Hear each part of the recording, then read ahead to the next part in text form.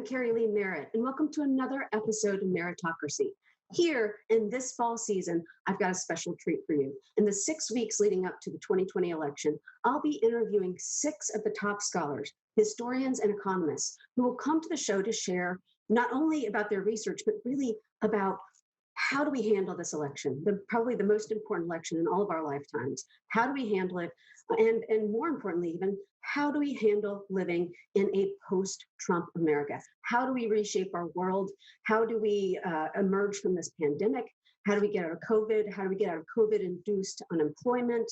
How do we rescue the economy? So these incredible scholars are here to share their knowledge. Now, today, we have my friend and fellow Atlantan, Carol Anderson, Dr. Carol Anderson. She is the Charles Howard Chandler Professor of African American Studies at Emory University and author of White Rage, The Unspoken Truth of Our Nation's Divide, which was a New York Times bestseller, obviously, and a Washington Post notable book of 2016, and a National Book Critics Circle Award winner. She's also the author of Eyes Off the Prize, the United Nations and the African American Struggle for Human Rights, 1944 through 1955. Also, Bourgeois Radicals, the NAACP, and the Struggle for Colonial Liberation, probably one that you all know as well. One Person, No Vote. How Voter Suppression is Destroying Our Democracy, which has been long listed for the National Book Award and was a finalist for the Penn Galbraith Award in nonfiction. At the core of Dr. Anderson's research agenda is how policy is made and unmade, how racial inequality and racism affect that process and outcome, and how those who have taken the brunt of those laws, executive orders, and directives have worked to shape, counter, undermine, reframe, and when necessary, dismantle the legal and political edifice used to limit their rights and their humanity. So I am so grateful to have Dr. Anderson here today. I hope you enjoy the interview. Go ahead and hit subscribe to the YouTube channel or to the podcast you're listening to, and be sure to check out all the different websites that Dr. Anderson talks about in our interview. Thanks so much. I'm here today with Dr. Carol Anderson from Emory University. Dr. Anderson, thank you so much for being here today. Thank you so much for having me, Carrie Lee. Thank you.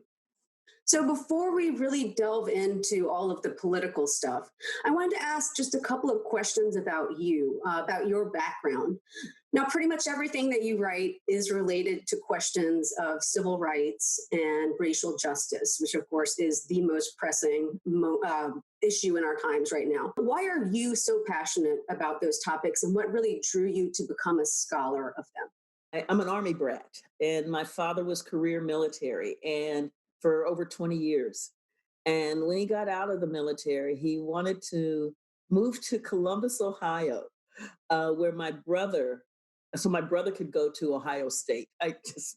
So when my dad moves us there, my mother found a house on Oakland Park that she just loved. I mean, and after being on military bases, and the realtor said, "That's not where you people live." And I'm like, well, who might you people be? You people who have fought in World War II and in Korea? You people? Those you people? And so seeing how even from the very beginning, what my father and mother had done to sacrifice for this nation didn't mean jack doggone diddly when it came to their Blackness, because that was all that this society saw and was willing to relegate them into places where you people could be. And I saw the way then our community was systematically treated, so that my father is on the phone with the city over and over, demanding the services that anybody else could just logically get by being, so it's seeing that kind of consistent, pervasive maltreatment. And then one more thing was, my first book is called Eyes Off the Prize, The United Nations and the African American Struggle for Human Rights. And part of what prompted that was that I saw in my neighborhood these hardworking folk, God-fearing folk, the folk who had the Trinity up on their mantles. John Kennedy, Abraham Lincoln, and Martin Luther King. Hmm. I mean, the Trinity on their mantles. These are the folks who have done everything they're supposed to do. And I watched as my neighborhood turned into the hood. And it had nothing to do with how hardworking or God fearing and law abiding these folks were. So it told me that there was something else happening in the system that could take down folks like that could take down communities like mine. And I went on a hunt to find it. And so you learned this at a very early age. It sounded like you were very tuned in. In our house, we always had books, we had newspapers, we were around the dinner table talking about what was happening in politics, what wasn't happening. um, and so just getting that kind of immersion and that these things are bigger than yourself. And so you have to pay attention to what is happening. And then you have to engage. My father engaged. He got out of the military. He took up leadership in the neighborhood association, fighting for our community. I mean, so seeing engagement was also really important for me. Education, engagement, and justice. Right. I think so many people of my generation kind of realized that this summer, taking our children to the different marches and everything. So I love hearing that. So you've told us a little bit about your background and how your personal struggles have prepared you for moments like this, to really take on the incredible weight of racism and fight against the white supremacy embedded in every system of our government. But how do you rebuild strength and hope and take care of yourself in a time, as wrought as this? So what is my personal care regime so that I just don't like a one is that I recognize that my core, it's like you never let folks touch your core. And my core is joy. And so I keep my sense of humor. I see things, I'm like, "Rrr," and that allows me to maintain my humanity. Mhm. I'm also on the exercise bike in the morning with the New York Times puzzle. Mhm. So I could just like be in another zone altogether before You're doing mind and body at the same time. Wow. right before I then come out and really then engage with the work of identifying, narrating, analyzing the systems that have created this moment, Mhm. and working with my students and with the broader public so that we have a sense of how we got here. Mhm. So because that's going to help us figure out when we're rebuilding what to do and what not to do and what the really end game is. Well, that's a great thing to think about. And I went to Emory University, as you know, as an undergraduate, and the university really did so much to open my eyes to all of this systemic racism. And I know you guys are a leader not only to your students but within the Atlanta community, and that's going to become so much more important in the coming years. So thank you all for that. Next, I just want to ask you a few questions about the election, kind of your predictions and your advice, drawing upon your deep wealth of knowledge about specifically voter suppression and white supremacy and white rage. What kinds of scenarios are you expecting to see in the days and even weeks leading up to the election, especially on election day itself? So there have been all of these questions, for instance, about, when Trump loses, will he leave? Mhm. I look at that as that's like a woman asking, will he hit me? Mhm. Because the moment you have to ask that question, something is so fundamentally wrong. That abuse is tactic one. The fear of that abuse is tactic one.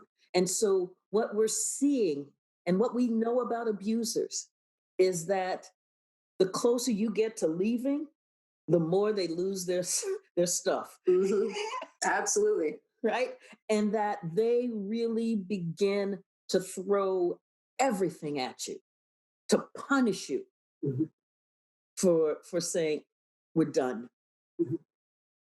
That's what I expect. And that's what we're seeing. I mean, did you ever think we would be having a conversation, for instance, about the Postal Service? Right. But that you see a deliberate attempt to kneecap the Postal Service, Mhm. to stop the access to mail in ballots for American citizens who are concerned about a pandemic Mhm. that this regime did not handle, despite all of the resources and all of the prior warnings and all of the playbooks on how to handle it that this regime had at its command. But it chose not to. And now that we are at nearly 190,000 dead or more, now that we're over 6 million who have contracted the disease in the United States alone, and people are rightly and justly concerned about their right to vote and their right to health. And that when you have a regime that doesn't believe you have the right to vote nor the right to health, and is angry that you recognize that that's what they think, they are determined to stay in power.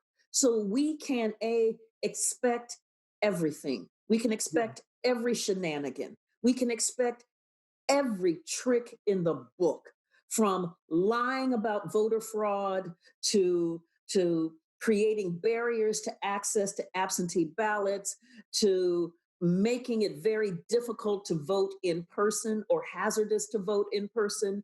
We can expect a lie about who won. And we need the media. I'm going to say this multiple times probably. We need the media to stop this horse race crap. This isn't about a horse race. And then when we get onto election night, we need not to be trying to call elections early, Mhm. because we're going to have more mail in ballots than ever before. Right. And, and that can change the game. And it takes time to count those ballots. And so we have to give democracy the time to count every ballot. So while there may be the tendency to kind of try to call this early based on who voted in person voting may not even be 50% of those who cast a ballot in this election because of the pandemic. Mhm. We've got to be cognizant of that and be aware of resisting calling the election early Mhm. before every vote is counted.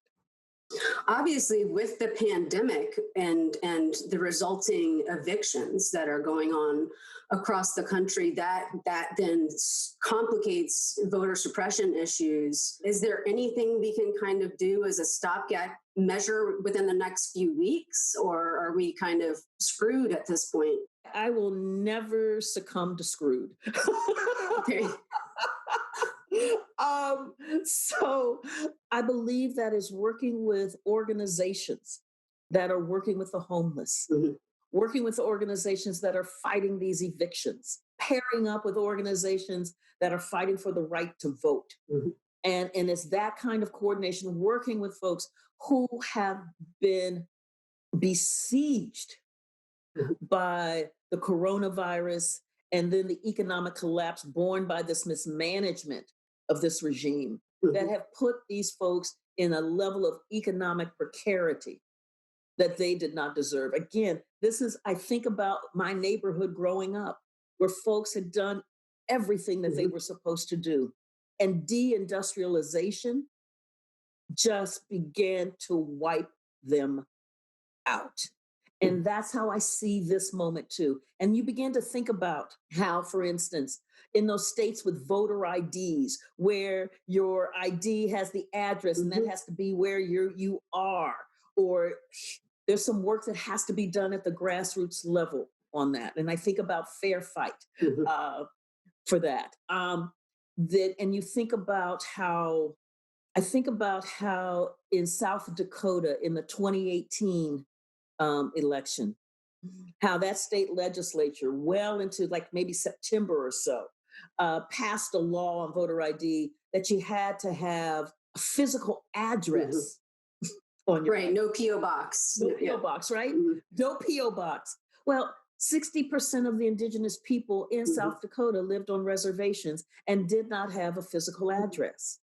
And so those organizations like the Native American Rights Fund and Four Directions, they got together and they started figuring out GPS codes and Google Maps and got a printer and started reprinting tribal IDs that had physical addresses on them.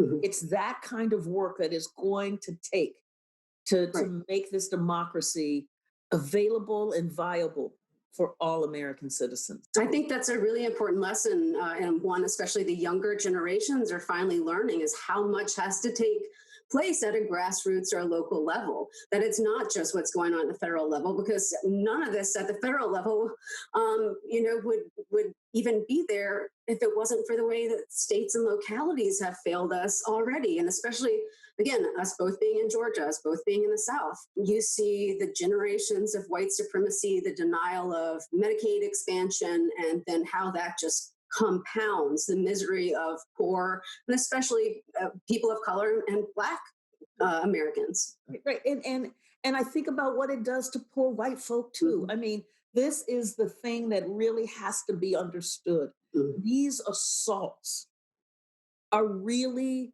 about one innervating communities so that they don't have the capacity to fight back, Mhm. about blocking access to the means of power, to the means of their electoral power, their political voices, to try to silence those, and to do divide and conquer. Because if these communities can be divided, then it means that they can be subjugated. And Mhm. so it is an old playbook that we see playing out right now, this very day. Mhm. And it does damage. When you think about, and this is your work, where Georgia rates in terms Mhm. of healthcare, in terms of morbidity, mortality rates, education, employment opportunities, income. I mean, it's just da da da da da da. And this is not by accident. All by design. All by design. Yeah. So you have obviously pushed several Democratic politicians and candidates on issues that have made just huge impacts, I think, on American politics. So what are the key issues that you think Democratic politicians should really, really be focusing on and pushing in the last few weeks leading up to the election? I feel almost like, where do I begin? Yeah, right. Just pick one or two. I think absolutely dealing with the issue of controlling the pandemic.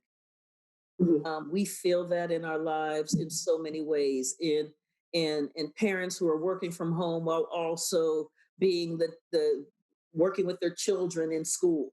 The pandemic, that there is a response. I think dealing with the fact that we have such income inequality, Mhm. that the people that we have said are essential workers, we have not treated them essentially. And when you get the Republicans in Congress arguing that an extra $600 would give people more than they make, and so it incentivizes them to not go to work. One, there's so much wrong with that argument. I mean, again, where do I begin? Right. Part of the thing about people being able to stay home from work is that it allows us to flatten the curve of the pandemic. Mhm. And so if we had done that, but $2 means more than they make working full time, Right. then you know you're not paying folk. And that is a conversation we must have. We must have. We have got to raise the minimum Mhm. wage. We have got to, so I expect to see that kind of conversation. And frankly, I expect to see a conversation. We need a conversation on criminal justice Mhm. and social justice, because as we keep seeing the state sponsored violence just raining down on folk, and unconscionable excuses, and allowing that state sponsored violence to happen with impunity. And finally, the climate. You know, we have Arctic ice melting. What that's going to mean if we can't handle a pandemic, Lord, what are we going to do about climate change? So Mhm. what I expect is to see a narrative that talks about human decency, compassion, empathy, integrity. And this is what this means in these policies as we embrace all of us. Mhm. Uh, and all of us who are here. They need to get you on some speech writing teams. Seriously, they need to work on messaging, because I mean, you put it so beautifully. You've got to relate it to the moral and the ethical. You've got to relate it to that. People have got to feel it. Yeah, I mean, and so, and you think about, we have been in this toxic stew of greed and narcissism and violence and anger and hatred, that to try to make it seem normative. Mhm. Um, but America has always operated on its aspirations. So we know that piece is there. Heck, my great grandfather was enslaved. We know it is there. But where we see these struggles, the people's struggles, have consistently been on the plane of aspirations. We hold these truths to be self evident. We've got to get back to that messaging. And I think we have kind of strayed from it. I appreciate you bringing that back. Let's shift gears a minute and talk about the fact that, there's this scenario in which Biden does win, but Trump refuses to leave. And as you said, we should probably just expect that at this point and not talk about if, and instead talk about how to handle it then. So if that scenario happens, or when it happens, what 2 or 3 strategies would you recommend average Americans to adopt? So in other words, what do you think is the best way for average citizens to kind of combat his possible refusal to leave office? When he refuses to leave, come January 20th, he doesn't have a choice. He's no longer the president of the United States. And we get to throw him out of our house. and so we need to know that. So it's in that interim period where we really have to, because this is what abusers do. They will just take it all down. Mhm. So it's going to require the American people engaging with their representatives, letting them know that this is not acceptable, and that we have to. So part of the way that Trump has been able to get away with so much stuff have been all of the enablers around him. We have to disenable the enablers. Mhm. There you That go. is absolutely key. So the folks who, did not say, well, we know you burned through, hundreds of millions of dollars in campaign funds, and so you don't have a place to hold your convention. So what about the White House? Well, you needed folks around him to say, no, Mhm. that is illegal, and I'm not going to allow it to happen. But that didn't happen.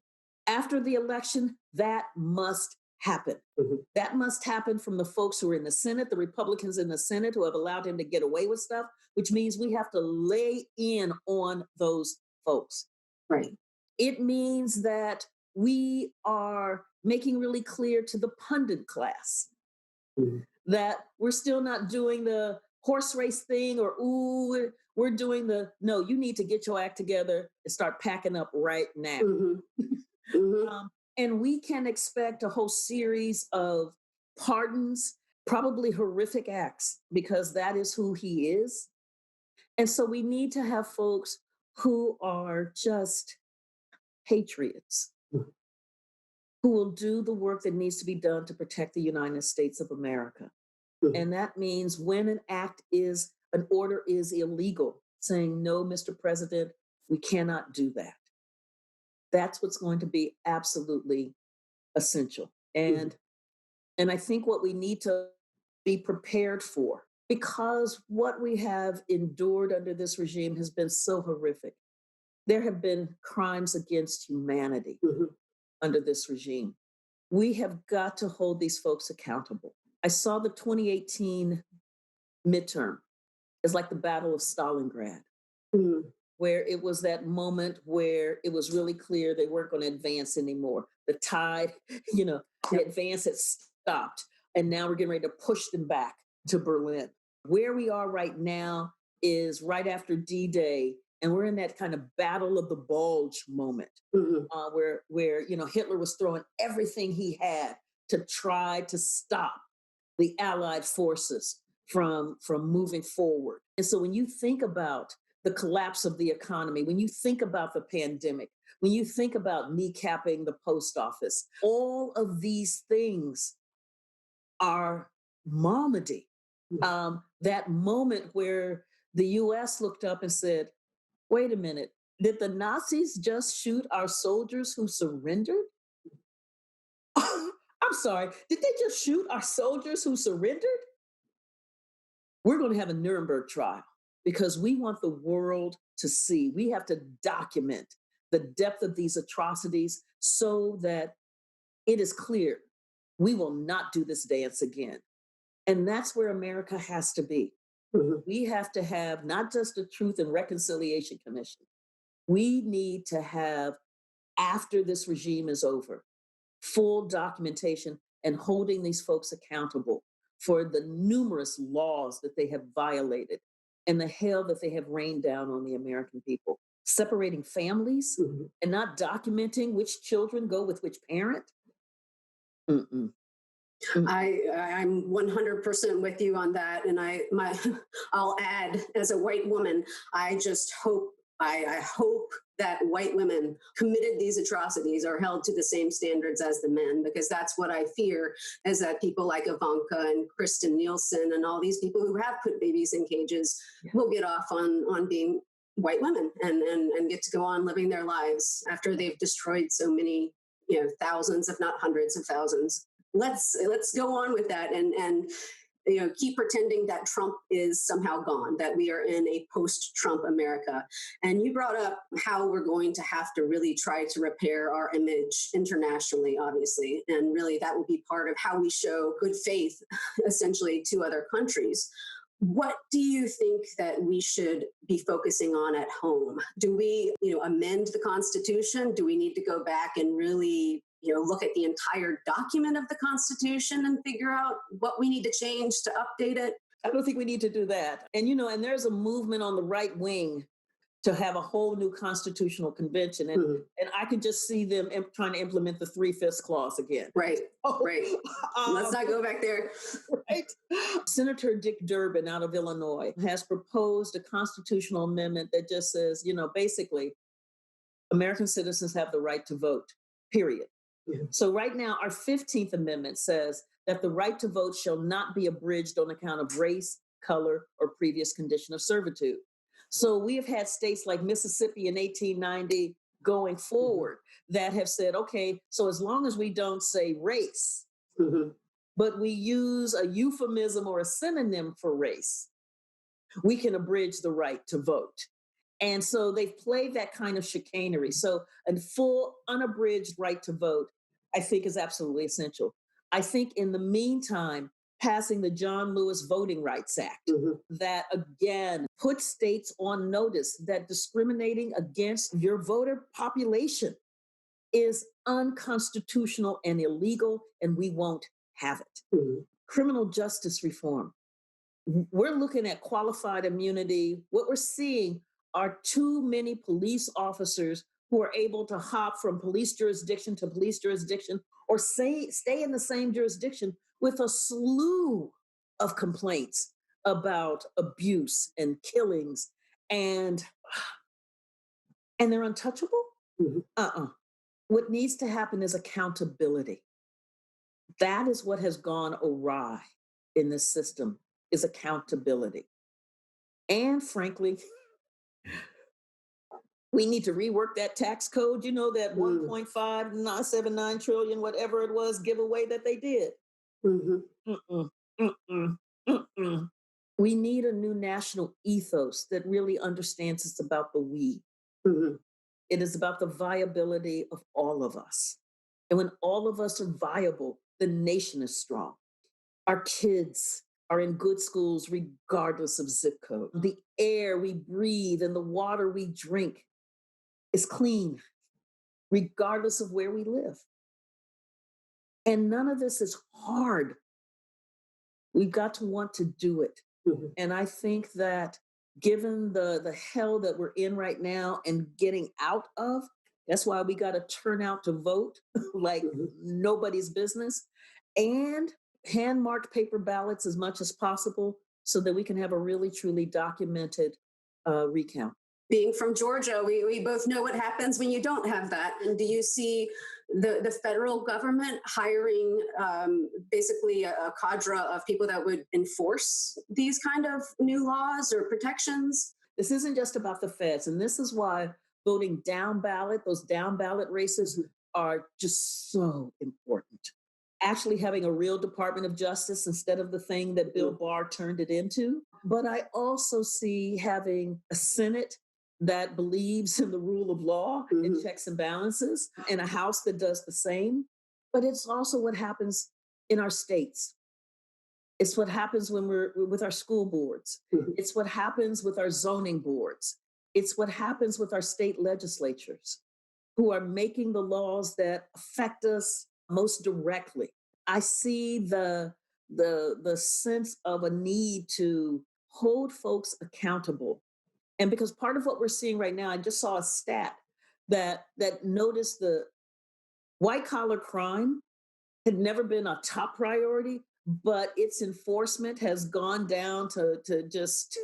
Oh, yeah, I'm sure. Yeah. And it's like the only way we see this, it kind of pops up, is it's one of Trump's appointees who's in a position who continues on. And folks are like, wait a minute, did he just like coerce or make clear that he wanted campaign contributions to go and that then they would cover it up by having the company?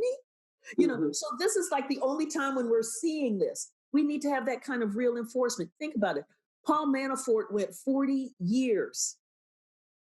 40 years. And it was only because of his relationship with Trump as his campaign manager and handing stuff off to the Russians that brought him to the fore and lying about it.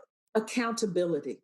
Got to use that phrase, accountability, over and over again. Now, we obviously know that when Trump does leave finally, there will more than likely be a pretty violent white backlash from his followers and supporters. They're obviously, they've been saying there's going to be one since he came into office. You, as an expert on white rage, what can you tell people as to what to expect and possibly how to handle that backlash? And so this is where, and I've said this in audiences before when we were able to like really go outside. These are the conversations whites have to have with whites. These are the conversations where, it's like really laying it out. So there was like, well, they're going to take our guns. Point to that. If it was that easy, we would have done it already. Right? Really, so it's not that, right? What's going to happen is that you're going to get access to healthcare. What's going to happen is that you're going to have clean drinking water. Right. What's going to happen is that you're going to have good schools for your kids. And no, nobody's going to stop you from praying in school. The whole thing about the prayer in school was it took the state out of prayer in the school. So you don't get a mandated state prayer. But we've all been in schools before where students, right before a test, students are like, Lord, oh, sweet Jesus. So prayer has not been removed from the school. The state has been removed from prayer in the school. And that's good. And that's good. So it is that conversation about what this means. Part of what Trump and his minions have done, and it's been nurtured over, as you know, decades, is this sense of the loss of whiteness, the loss of white resources, the loss of whites in power, the loss. And so it's been treated as a loss. But let's look at it this way. We had a war on drugs where the US spent about $1 trillion. That's with a T, that's big money. To lock up those who do drugs the least. Imagine if we had had that $1 trillion being used for, say, job training. Imagine if we had used that $1 trillion for access to health care for everybody, Mhm. affordable health care. Imagine if we had used that $1 trillion to make college affordable for everybody. I mean, so when you start thinking about so much of the way that the nurturing of violence happens is by conjuring up an apocalyptic world where everything is lost, everything that you value is lost. And Mhm. so the conversation that must happen is that this isn't what you're losing. Look at what you're gaining. You're gaining all of the things that you were afraid of happening. In fact, you're gaining. Treating this system as a zero sum game, that the Mhm. only way you can get will be at my expense, has been what has nurtured this hatred, the white supremacy that leads into the violence, because it's telling folks the only way you can protect yourself is with this gun. When you saw the armed white guys storm the Michigan Mhm. state legislature threatening to behead the governor, and I'm like, so you're going to shoot the coronavirus with your gun? Mhm. Oh, that ought to work. um, when you saw them storm the Idaho state legislature, again breaking down the doors, Mhm.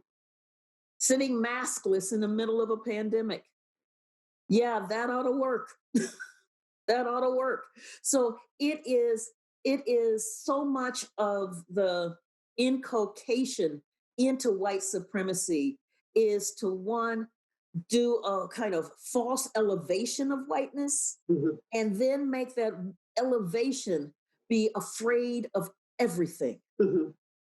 to absolutely be in fear of everything. It's a straw man essentially. This is the white supremacist playbook from back in the times of slavery, as you've written about yourself. You bring it up again in Reconstruction under Andrew Johnson and the Klan to stamp out any kind of class or labor solidarity between lower class and working class folks. And I think one of the positive things is we saw Stacey Abrams go down to these, rural areas in white Georgia or in northern Georgia, and she presented, the political arena like that, and ended up getting, white people in these rural areas to vote for a black woman. Some of these people probably could have never imagined something like that happen. When she presented it in the way that you just said, it made sense. And I think we have to really bring that back into knowing that one of the main reasons that these oligarchs defund education and are anti-science and anti-fact and tell you not to believe what you see or hear is so that they can manipulate this racism. Here we are in Georgia right now, and in 2020 alone, we're going to have 2 rural hospitals shut down Mhm. in 2020 alone. Mhm. And so since what, 2015 or so, 2012, somewhere in there, we've had 10% of Mhm. all rural hospitals shut down. The state has refused to expand Medicaid Mhm. that would provide the funding. So now you're asking people who are we got 159 counties, Mhm. and we're asking folks to come in from these counties to to like Atlanta, Right. where there's Hundreds of miles. Yeah. yes, the structure of white supremacy destroys white folk. Mhm. Mhm. Just as it destroys Black folk, it destroys Latinos, it destroys Asian Americans. White supremacy is destructive. And that's what we have to understand. And that's the conversation we Mhm. must have. I like how Dr. Ibram puts it, that it's a cancer. It eats up everything, it spreads, and it eats its host alive. Yes, yes, it does. I mean, it is so weakening. I mean, and I have described it in a piece in The Guardian. I said, white supremacy is the most destructive drug in America. Mhm.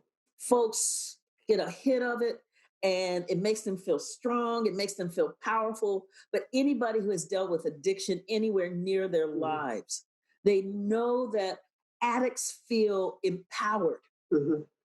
but at the same time, everything around them is being destroyed as their bodies and their health is being destroyed as well. Mhm. And they're willing to sacrifice their God, their country, their family for another hit.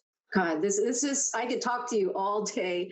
I so appreciate you being here. I'm going to wind this down a little bit. People have now gotten a wonderful education from you today for free, essentially. Since you're so graciously donating your time, I wanted to ask if there was a certain cause or causes or charities that are near and dear to your heart that you support that you might want to tell our listeners and viewers to go and check out. And, if they can't donate money, then possibly time. I love the NAACP Legal Defense Fund. I love the work that the ACLU is doing. These folks are in there fighting for this democracy. I'm talking about doing some heavy lifting of taking on these voter suppressors and putting them on record about why they have done what they have done. These lies cannot withstand the light of day. I love the work that Fair Fight for Action is doing in registering folks to vote and empowering communities to hear and shape their political voices. I love the work that the Native American Rights Fund is doing and that Voto Latino is doing. I mean, you're hearing a kind of that Vote Riders is doing, where, Vote Riders, isn't asking the question about voter ID. They're like, we are going to do the work to see that people can get the ID they need to vote. So I love the folks who are coming in from all of these different angles, from registering folks to vote, to fighting in the courts against voter suppression, to getting the people the materials that they need in order to be able to vote, to empowering communities. And it's not to say that the vote is alpha and omega, but it is such a key, essential component in the way that we make this democracy vibrant and responsive. And that is why we're seeing all of these efforts on voter suppression, because it is to shut down and lock out those voices so that they do not have to be heard nor responded to.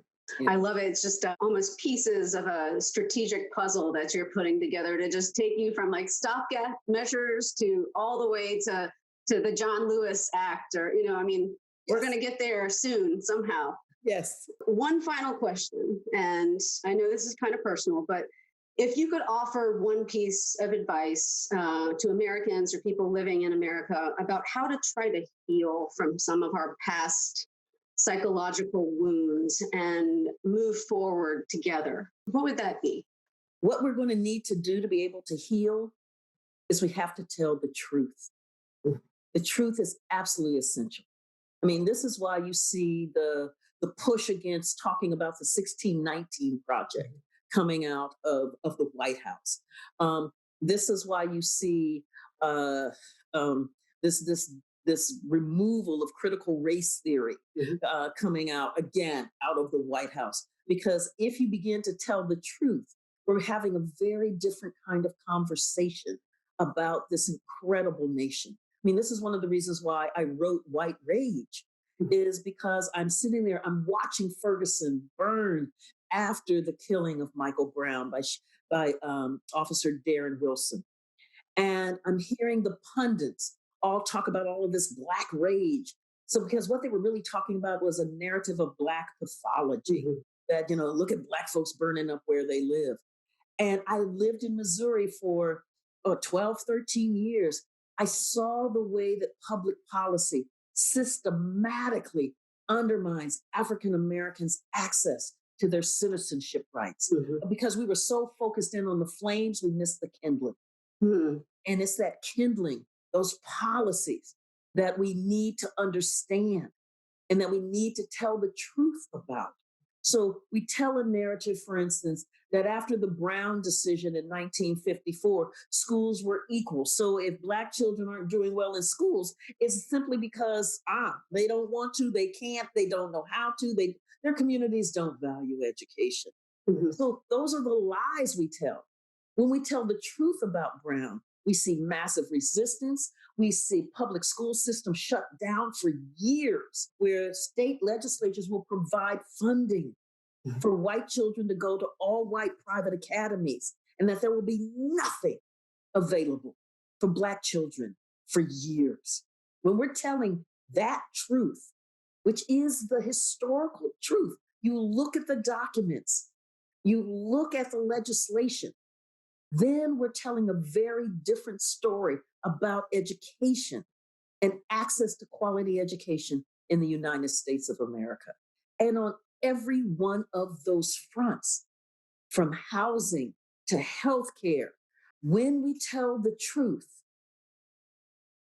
then we move forward. Imagine being in a relationship and it's rocky. It's not quite working. Then you go and you start telling each other the truth about what happened.